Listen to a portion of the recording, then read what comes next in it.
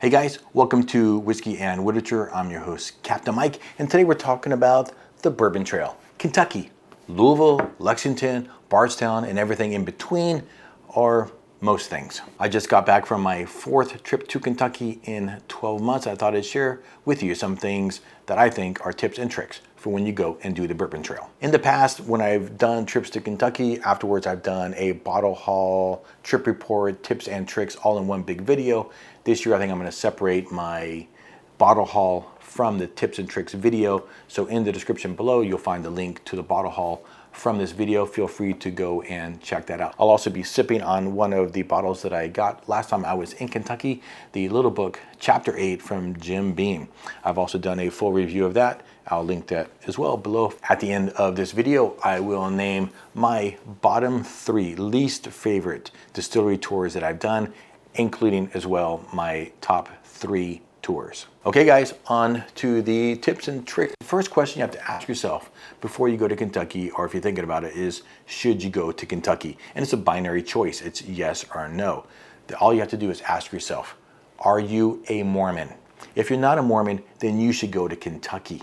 Now, if you are a Mormon, you should still go to Kentucky, but you can't publish anything on social media because you don't want your bishop to see it. Or, better yet, just invite your bishop to go to Kentucky with you.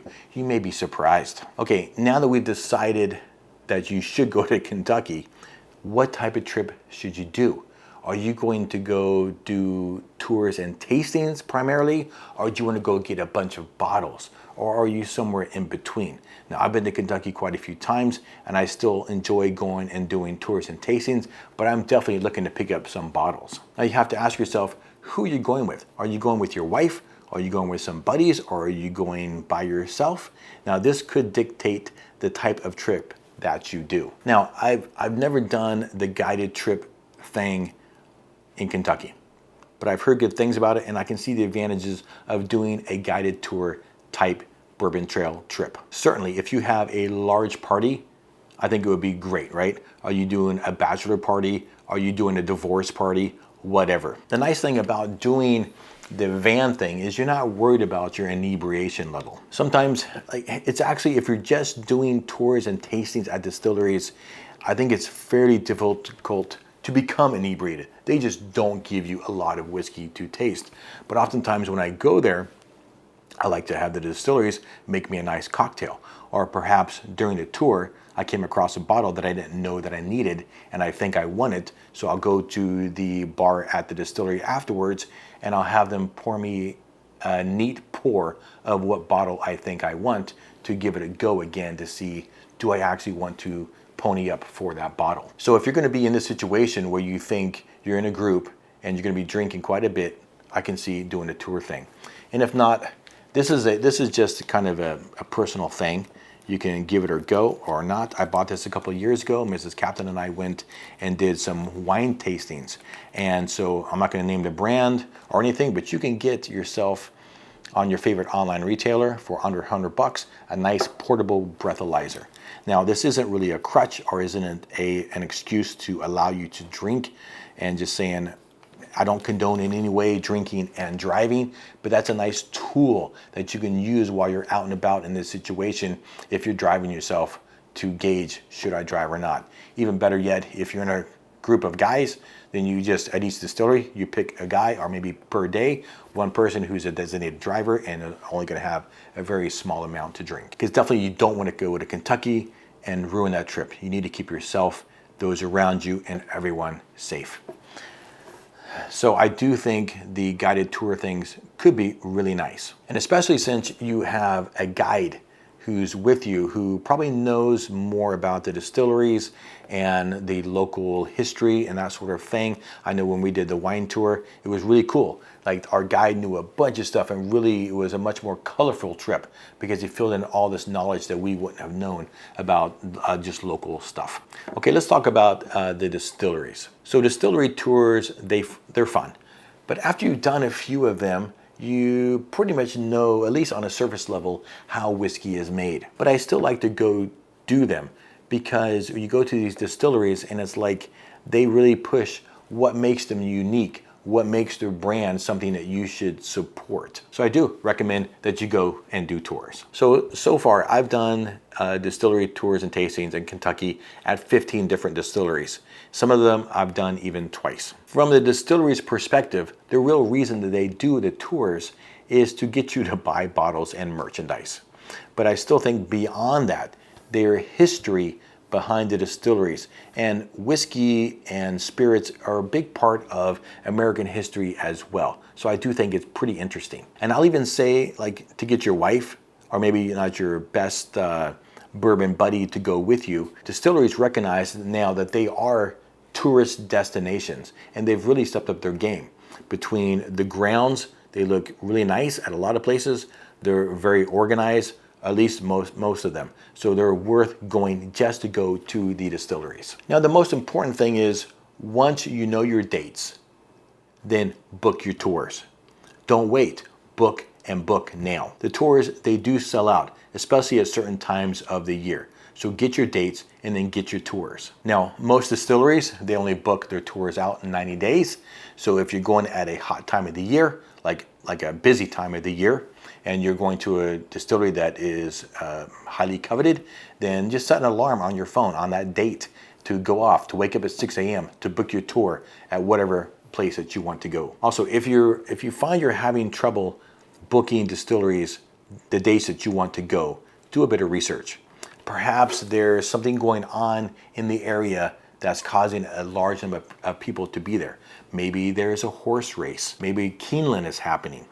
We just went last month, and if we had gone the week before that we scheduled, we would have been screwed in Kentucky, because I didn't realize that there was a big PGA tour happening in Louisville the week before we went there. So had we gone that week, man, it would have been slammed and not really a great experience. Also, be a little careful booking between August and September. Some distilleries do close down for a deep cleaning, so they have perhaps limited operations at the facilities, and tours could be affected. Okay, scheduling. How do you schedule a trip to Kentucky? The first thing that I do is I buy a calendar, or I get one, or I just make on a piece of paper, I write out 7 days, make it like a nice calendar looking format, and I start filling it in as I am booking our tours and tastings. Scheduling a trip to Kentucky, it's like putting together a puzzle. Don't just show up and hope to be able to get a tour. Think about your favorite brands or distilleries or your favorite whiskey, and try and book those tours and tastings first. And then you fill in your days around that first booking. Again, we just went in May, and Scott, he really wanted to do Woodford Reserve and Jim Beam. So we booked those trips, those tours first, and then we built the rest of our trip around that. I'm going again in September this year. Now, Wild Turkey's been closed for a long time. They've just opened up their distillery for tours and tastings. I didn't get in May because we booked too late, but that is on my must-do list in September. My advice as well is to book your first tour, the ones you want to do the most, in the afternoon, say 1:30 to as late as 4 o'clock. So then you have what you want to do the most secured. If you think you want to do another tour, then book it in the late morning, but not too early, because you're going to be at Buffalo Trace until 9:30 or 10 o'clock. Okay, so definitely this is a tip.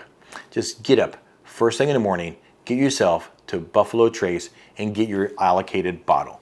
Now, you might tell me, Captain, I don't really like Buffalo Trace products. It doesn't matter. Get up anyway. Everything else is closed around you. So go to Buffalo Trace, get your allocated bottle, pay MSRP. I mean, certainly you have a father or brother-in-law, employee below you, or a boss. And if you imagine if you want to say thank you to one of those persons, or you want to give a holiday or a birthday gift, just give them an Eagle Rare that you got at MSRP or E.H. Taylor or a Bland's. Man, you're going to be their favorite. So get up in the morning, grab a coffee and a banana from your hotel, get down to Buffalo Trace, get in line, make friends with your neighbors. It's a good time. And going back to scheduling earlier, if you're having trouble booking Buffalo Trace, it's because Buffalo Trace books 90 days out. Buffalo Trace tours are free. And so everyone just goes and books those tours, a lot of times without any intention of going and doing the tour. When you get in line and you go through to the first building there, and they take your ID and they give you the wristband. They ask you, first of all, are you here to do a tour, or are you just getting a bottle? And if you say, well, I don't have a tour booked. Now, I've been to Buffalo Trace probably a dozen times in all the times that I've been to Kentucky. And almost all the time, they said, well, we have a tour available if you would like to go do it. And I actually did one time. But dollars to donuts, if you can't get a tour booked before you go to Buffalo Trace, and I'm not guaranteeing this, if it's a really busy time of the year, you might be screwed, but you probably can get into Buffalo Trace same day. Okay, where should you stay in Kentucky? Should you stay in Louisville? Should you stay in Lexington? Or should you stay somewhere in between at like an Airbnb or something like that? Now, I've been 4 times. I'm going to go in September, and I've always, and I'm going to again, stay in Louisville, and I do recommend it. Everything shuts down around 5 o'clock. So you're not doing tours. You're not going to stores, really. You're just going to go have dinner, going to go hit a couple bars, and then go to the hotel before you do everything over again the next day. So if you're not staying in Lexington or Louisville, you're somewhere in between, you might have to travel quite a ways to get to somewhere for dinner, and there might not be any bars nearby. So you should stay at least in Lexington or Louisville, and I do think there's more things in Louisville to do. Now, I just stay at a chain hotel kind of on the east side of Whiskey Row. I can walk from my hotel that I've always stayed at all the way down to Kentucky Peerless, and also in the evening, I can walk from my hotel eastbound down to Nulu. There's a couple bars that I like to hit in the evening. I'm not sure if you can hear those guys behind me. Again, I'm in a hotel, and there's a little kids softball team staying in a couple of rooms right around me. So think of the Bourbon Trail as an inverted triangle. You have Louisville, Lexington, and Bardstown. It's a pretty rough shape, but it's fairly accurate. Each leg of the triangle is pretty much an hour's drive. So think about that when you're scheduling your tours and tastings. And make sure you allow yourself some drive time. It's pretty easy to go to Google Maps or whatever your mapping program is, type in Woodford Reserve directions to Bardstown Bourbon Company, and that way you can know what your drive times are, because it can be quite extensive. I was there in May, and got there Sunday afternoon, left Thursday morning, and I put almost 800 miles on that car. It is mostly highway between those 3 points. Now, I don't know what setting I have on my Google Maps, but if I'm going to Woodford Reserve, if I'm going to Castle and Key, or I'm going to Maker's Mark, every time, for some reason, Google Maps send me the most backwoods ways. It's kind of sketchy sometimes, but I've always made it. Okay, let's talk about buying bottles. When I go to Kentucky, I have a hit list. Last time I went, I had a list of 25 bottles I was keeping my eye out for while in Kentucky. Now, not all of those bottles are realistic. Like, what are the chances you're gonna run across a Heaven Hill 25 year? And even if I did, I'm not sure I'd even be willing to pony up for that bottle, but a guy can dream. I'm getting a little thirsty here. Cheers, guys.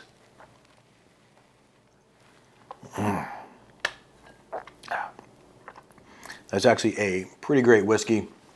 Feel free to check that out. But think about the Elijah Craig barrel proofs, the Larceny barrel proofs, Blood Oath, got the Evan Williams 12 year. Think about the Little Book, the Bookers. These type bottles, they are attainable when you go to Kentucky. So make a list on your phone, so you'll always have it with you, of bottles that you're looking to pick up while being open to finding new stuff. That's one of the great things about going to distilleries, is finding new whiskeys to love. As for buying the bottles, I do go to a lot of stores, but of the 40 plus bottles that I bought in Kentucky, almost all of them I have purchased at a distillery. If you go to stores, they often do have the bottles that you really would like to get. You'll find a lot of George T. Stagg and these other allocated bottles at the secondary stores in Kentucky, but you're really gonna pay for those. Now, oftentimes you can negotiate with those secondary stores. So if you will, a tip or a trick would be, if there's a bottle that you really want and you don't want to pass it up, like I did a couple trips ago with the Woodford Reserve Double Double. I missed it at the distillery and I saw it at a secondary store. I had the guy, he showed me the bottle, I actually hemmed and hawed. I actually left, and then I came back later to the store. I said, hey, how much you want for that bottle again? Okay, I'll pay you this amount instead, and I'll buy this bottle here, and I'll pay you cash. And he did take off a certain portion of that bottle. So I was able to pick up the Woodford Reserve Double Oaked. Also, really know what you can get at your local market.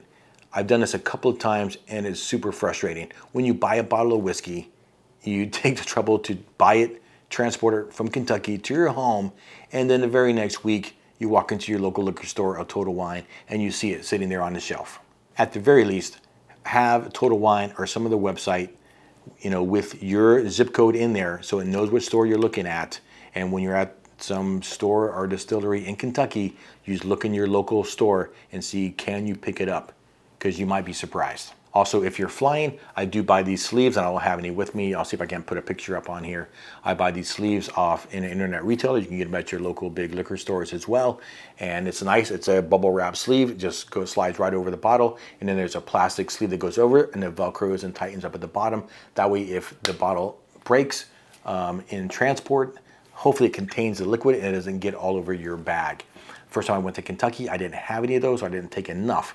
I ended up buying a big bundle of bubble wrap and some packing tape, and I just wrapped up the bottles the best I could. It was messy, but effective. Also be aware, technically, according to the FAA, per person, 5 liters of spirits is the limit on an airplane. Of course, you have to check your bag. And so 5 liters would be 750 milliliter bottles, and you can't take any more than 140 proof. Now I'm going to say this and just take it for what it's worth. But if you get caught with this, then that's not my fault. I've heard that the guys in Louisville, they understand that people buy whiskey there, and perhaps they might let it slide on that 5 liter limit. But if you get caught with that, it's not my fault. Better yet, if you're close enough to drive, just get a couple boxes from your local liquor store and be able to stock up and buy as many bottles as you want and take them home. All right, guys, time for my bottom 3 and top 3 distilleries that I've gone to in Kentucky. And a lot goes into this when I'm thinking about it, like how are the grounds? How nice are the people? How's the tour itself? Is it informational? Is it interactive? How about the tour guide? The tour guide is a huge part of the experience. And how was the tasting? So my all-time least favorite Bourbon Trail Distillery tour that I've done is Michter's. Honestly, it was the end of the day. The tour guide, she was tired and she was uninteresting. The tour itself was subpar. It's all in one room. The tasting was okay or very nice, but it still was a subpar experience, and that tasting didn't elevate the rest of the tour. Okay, my second least favorite tour that I've done in Kentucky, and this is gonna blow some guys' minds, and that's Buffalo Trace. And for me, this almost 100% came down to the tour guide. She was uninteresting and just disinterested. I felt like she actually said some things that were not even true, and I just really did not enjoy that tour. The tour itself to me was relatively uninteresting, though the tasting was pretty good, and but overall the tour was just not that great. But the price is right. That tour is free. Okay, and my third least favorite tour that I've done in Kentucky is Four Roses. And again, that was the end of the day, and it was a tour guide, and maybe it was partly me, but for some reason, this didn't resonate with me at all. Other than the tasting, I did enjoy the tasting at Four Roses. Okay, so on to my favorite 3 tours that I've done. And the third favorite one for me was Bardstown Bourbon Company. It's a really nice modern facility. I thought the tour guide did a fantastic job. He was very interesting and informative. It was a real nice tasting, and I think it's a great restaurant at Bardstown Bourbon Company, though I can't confirm that because I haven't eaten there because I haven't been able to get myself a spot there. So I would like to be able to comment on that. I just can't. But overall, Bardstown Bourbon Company I thought was a very different tour than almost all the other distilleries that I've done. Okay, my second favorite tour that I've done in Kentucky is Woodford Reserve. They have really beautiful grounds. It was an interesting tour, and it was a very informative, great tour guide. The tasting itself was really nice, and I can 100% recommend doing the Woodford Reserve tour and tasting. And my number 1 favorite distillery tour that I've done in Kentucky is Jim Beam. And I've done that one twice now. And they changed it up since the first time I did it to the second time. So now, instead of doing the tasting at the end of the tour, you do the tasting as you're going through the tour, kind of like Heaven Hill. And I really like that format. The tour itself is very interactive. You're filling up a barrel with some whiskey. you are dumping some whiskey from a barrel into a cup. You can dip your own Knob Creek single barrel if you like. The grounds are very nice. The kitchen is well above average. I enjoy eating at Jim Beam. I look forward to it every time I go to Kentucky. And of the 4 times that I've been to Kentucky, twice Fred and Freddie Noe were at the store signing bottles. How cool is that? Okay guys, that's it. That's my tips and tricks for a bourbon trail trip. That's my top 3 worst and best distilleries. And I'd love to hear your thoughts. Have you been to Kentucky? Have you done any tours? What do you think of my list? Have you used any of these tips or tricks that I've talked about when you go? If you have any more, feel free to comment below. I think anybody who's watching this video maybe is interested in going. So if you have some suggestions, feel free to leave them below. Guys, I appreciate you watching. If you enjoyed the video, like it, subscribe to see more of my content. I do both whiskey and book reviews. But for now, my friends, you know what to do. Turn the pages and stay thirsty. Cheers.